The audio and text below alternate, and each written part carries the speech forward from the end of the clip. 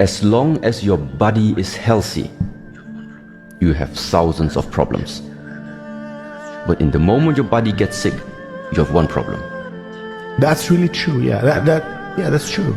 That's why I mean, first of all, before like tackling everything, so how to build up your life and how to whatever do, make sure your body stays healthy.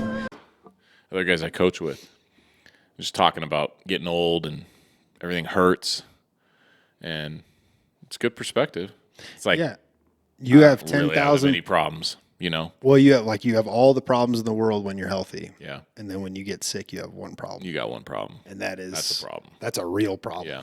Especially in this job where your livelihood is dependent on this, right? Dependent on your body. There's not a whole lot you can do once that goes.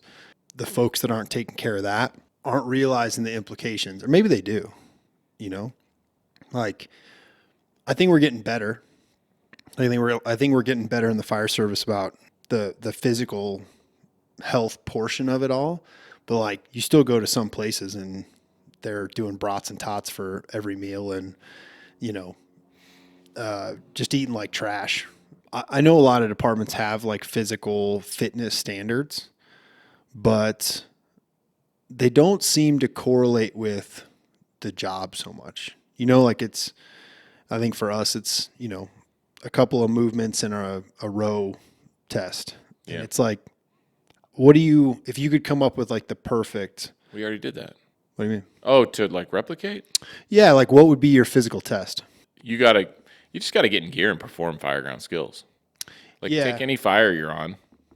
What happens? You show up, you're in your gear, you get a water supply, you do fire attack, perform a search and overhaul. Somehow create that like sequence of skills that are pertinent to your position. What do you think about, like, if there was a way to accurately test for PSI?